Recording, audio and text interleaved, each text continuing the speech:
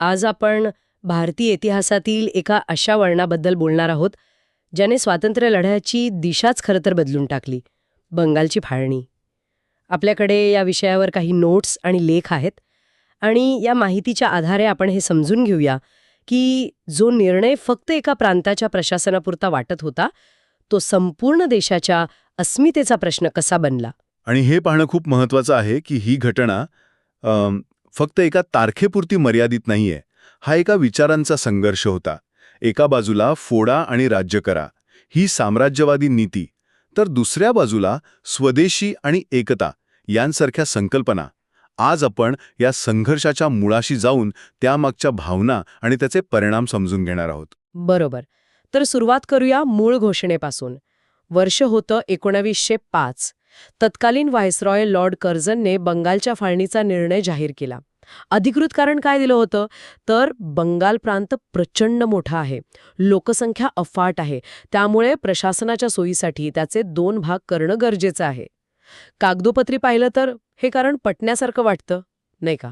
हो, आणि ते पूर्णपणे चुकीचंही नव्हतं. म्हणजे बघा, त्यावेळचा बंगाल म्हणजे आजचा पश्चिम बंगाल, बांगलादेश, बिहार आणि ओरिसा हा सगळा मिळून एक अवाढव्य प्रदेश होता. त्यामुळे प्रशासकीय सोय हे कारण वरवर पाहता अगदीच तार्किक होतं. पण खरा डाव वेगळाच होता. ब्रिटिशांना प्रशासनापेक्षा जास्त चिंता बंगालच्या वाढत्या राजकीय ताकदीची होती. ते पडद्यामागे काहीतरी वेगळंच शिजत होतं. 19 जुलै 1905ला घोषणा झाली आणि 16 ऑक्टोबर 1905ला फाळणी प्रत्यक्षात लागू झाली. पण या तारखांच्या मागे दडलेला खरा हेतू काय होता? कारण लॉर्ड कर्झन एक अत्यंत हुशार आणि कार्यक्षम प्रशासक म्हणून ओळखला जायचा. त्यामुळे त्याचं हे प्रशासकीय सोयीचं कारण लोकांनी सुरुवातीला खरं मानलं असेल का, की त्याचा खरा हेतू पहिल्या दिवसापासूनच स्पष्ट होता? हां, खूप चांगला मुद्दा आहे. सुरुवातीला काही लोकांना वाटलंही असेल की यात काहीतरी तथ्य आहे, पण ज्या पद्धतीनं फाळणीची रेषा आखली गेली त्यातून ब्रिटिशांचा खरा मनसुबा हळूहळू सगळ्यांसमोर आला. बंगाल त्या काळात भारतीय राष्ट्रवादाचा आणि वैचारिक क्रांतीचा गड होता. सुरेंद्रनाथ बॅनर्जी, अरविंद घोष, रवींद्रनाथ टागोर असे अनेक मोठे नेते आणि विचारवंत बंगालमधून येत होते. संपूर्ण देशाला वैचारिक ऊर्जा देणारं हे केंद्रच मोडून काढायचं हा कर्झनचा मुख्य उद्देश होता. आणि त्यासाठी त्यांनी फोडा आणि राज्य करा हे त्यांचं सर्वात जुनं आणि प्रभावी शस्त्र वापरलं. अगदी तसंच. त्यांनी ही फाळणी भौगोलिक किंवा प्रशासकीय आधारावर नाही, तर अत्यंत चलाखीने धार्मिक आधारावर केली. त्यांनी बंगालचे 2 तुकडे केले. एक होता पूर्व बंगाल आणि आसाम, ज्यात मुस्लिमांची संख्या जास्त होती आणि त्याची राजधानी ढाका बनवली. दुसरा होता पश्चिम बंगाल, जिथे हिंदूंची संख्या जास्त होती. यामागे एक स्पष्ट राजकीय हिशोब होता. तो हिशोब काय होता? हिशोब साधा होता. हिंदू आणि मुस्लिमांमध्ये धार्मिक तेढ निर्माण करायची, जेणेकरून ते एकत्र येऊन ब्रिटिश सत्तेला आव्हान देऊ शकणार नाहीत. मुस्लिमांना असं भासवायचं की आम्ही तुमच्यासाठी एक वेगळा प्रांत तयार करत आहोत जिथे तुमचं वर्चस्व असेल, आणि दुसरीकडे बंगाली हिंदूंची राजकीय आणि सांस्कृतिक ताकद विभागली जाईल. थोडक्यात एका दगडात 2 पक्षी मारण्याचा हा प्रयत्न होता. बंगाली राष्ट्रवादाला कमकुवत करणे आणि हिंदू मुस्लिमांमध्ये कायमची फूट पाडणे. अर्थात हा डाव लोकांच्या लक्षात आला असणार आणि यावरची प्रतिक्रिया ही तितकीच तीव्र असणार. कारण हा फक्त एका प्रांताच्या नकाशावर रेषा ओढण्याचा प्रश्न नव्हता. हा तर लोकांच्या अस्मितेवर, त्यांच्या एकजुटीवर केलेला थेट हल्ला होता. बरोबर. आणि याच हल्ल्याला उत्तर म्हणून जो प्रचंड जनाक्रोश उसळला त्यालाच वंगभंग चळवळ असं नाव मिळालं. वंग म्हणजे बंगाल आणि भंग म्हणजे तोडणे किंवा मोडणे. लोकांनी रस्त्यावर उतरून सभा, मिरवणुका आणि निषेधातून आपला संताप व्यक्त करायला सुरुवात केली. पण ही चळवळ फक्त संतापापुरती मर्यादित राहिली नाही. तिला एक वैचारिक आणि भावनिक आधारही मिळाला. आणि तो भावनिक आधार मिळाला एका गीतातून, बरोबर, वंदे मातरम. बंकिमचंद्र चटर्जी यांच्या आनंदमठ कादंबरीतील हे गीत तोपर्यंत अनेकांना माहीत होतं. पण या चळवळीने वंदे मातरमला एका घोषणेच्या पलीकडे नेऊन एक राष्ट्रीय मंत्र बनवलं.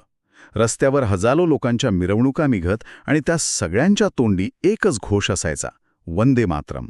या 2 शब्दांनी लोकांमध्ये अशी काही ऊर्जा निर्माण केली की ब्रिटिशांनाही त्याची भीती वाटू लागली. हे गीत म्हणजे मातृभूमीच्या स्वातंत्र्याचा हुंकार बनलं. म्हणजे एका गाण्याने संपूर्ण देशाला एकत्र आणण्याचं काम केलं. हे खरंच अद्भुत आहे.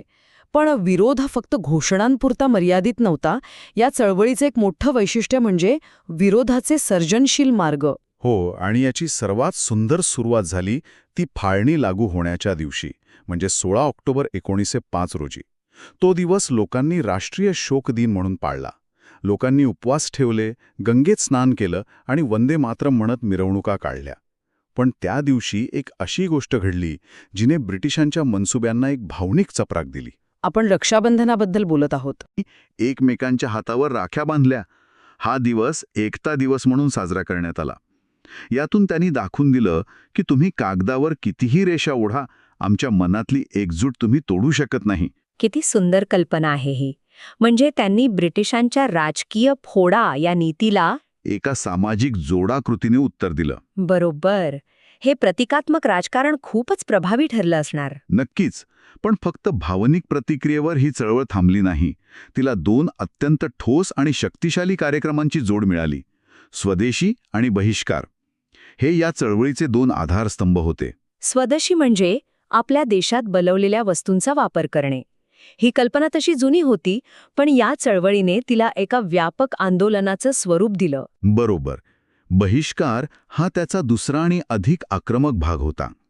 लोकांनी परदेशी, विशेषतः ब्रिटिश मालावर पूर्णपणे बहिष्कार टाकला. परदेशी कापड, साखर, मीठ, साबण अशा सगळ्या वस्तू विकत घेणं लोकांनी बंद केलं. अनेक ठिकाणी तर परदेशी कपड्यांच्या होळ्या पेटवण्यात आल्या. यात स्त्रिया आणि विद्यार्थ्यांनी खूप मोठ्या प्रमाणात भाग घेतला. अगदी धोब्यांनी सुद्धा परदेशी कपडे धुण्यास नकार दिला. याचा ब्रिटिशांच्या अर्थव्यवस्थेवर थेट परिणाम झाला असणार. हा फक्त एक राजकीय विरोध नव्हता, तर एक मोठा आर्थिक हल्ला होता. प्रचंड. आकडेवारीच सांगते की काही महिन्यातच मँचेस्टर आणि लिव्हरपूलमधून येणाऱ्या कापडाची आयात जवळपास 25% घसरली. तिथल्या गिरण्यांमध्ये कामगारांवर बेकारीची कुऱ्हाड कोसळली. म्हणजे कलकत्त्याच्या रस्त्यावर होणाऱ्या एका चळवळीचे थेट पडसाद इंग्लंडच्या औद्योगिक शहरांवर उमटत होते. हा केवळ राजकीय नाही, तर आर्थिक स्वातंत्र्याचा एक मोठा धक्का होता. आणि या चळवळीमुळे भारतीय उद्योगांना, विशेषतः कापड गिरण्या, हातमाग आणि साबण कारखान्यांना मोठी चालना मिळाली. आणि हा बहिष्कार फक्त वस्तूपुरता मर्यादित नव्हता, तो लोकांच्या विचारात आणि शिक्षण पद्धतीतही मुरला होता.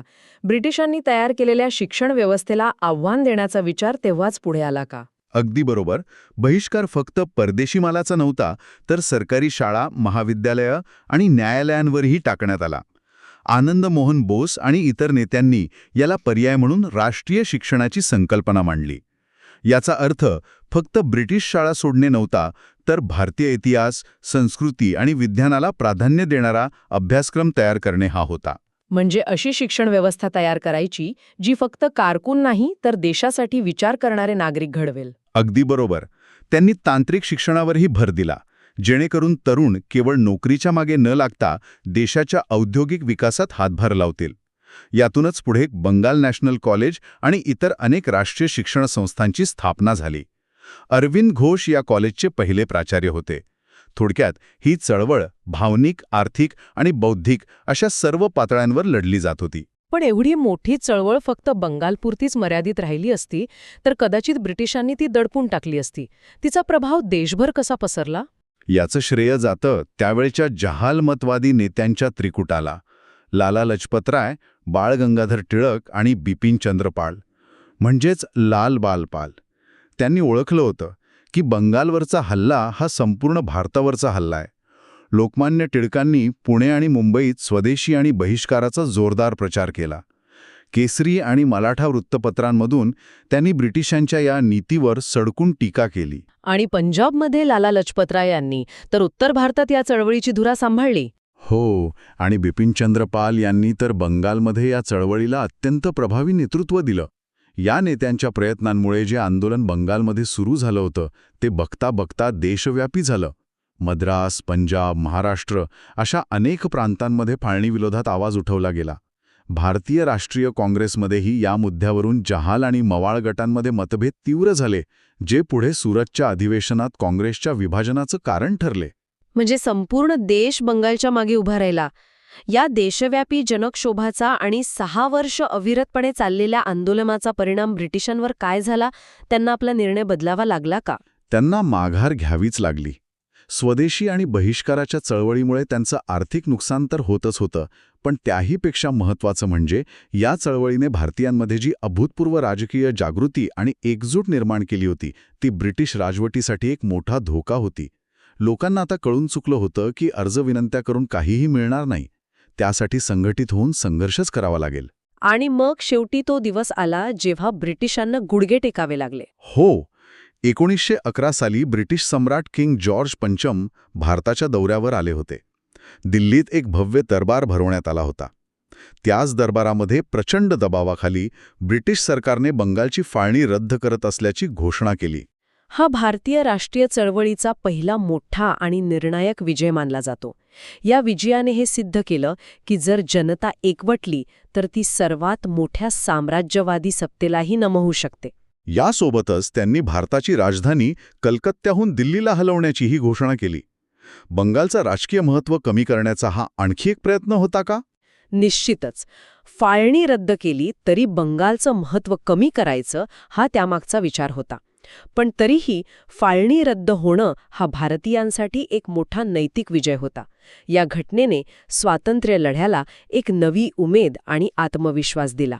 तर आजच्या या चर्चेतून आपण पाहिलं की बंगालची फाळणी ही फक्त एक प्रशासकीय घटना नव्हती, ती भारतीय राष्ट्रवादाच्या कसोटीचा क्षण होता.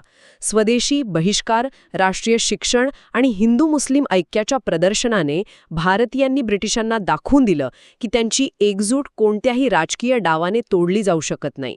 ही घटना खऱ्या अर्थाने भारतीय स्वातंत्र्य लढ्यातील एक प्रेरणादायी अध्याय आहे. नक्कीच. पण जाता जाता एक विचार करायला लावणारा प्रश्न मागे उरतोच. 1911 मध्ये नकाशावरची फाळणीची रेषा पुसली गेली हे खरं आहे, पण ब्रिटिशांनी फोडा आणि राज्य करा या नीतीद्वारे भारतीय समाजात धार्मिक फूट पाडण्याची जी बीजे पेरली होती त्याचं काय झालं? ती बीजं पूर्णपणे नष्ट झाली की जमिनीत तशीच रुतून राहिली? आणि भविष्यात त्याचं एका मोठ्या विषवृक्षात रूपांतर झालं याचा विचार आज आपण करायला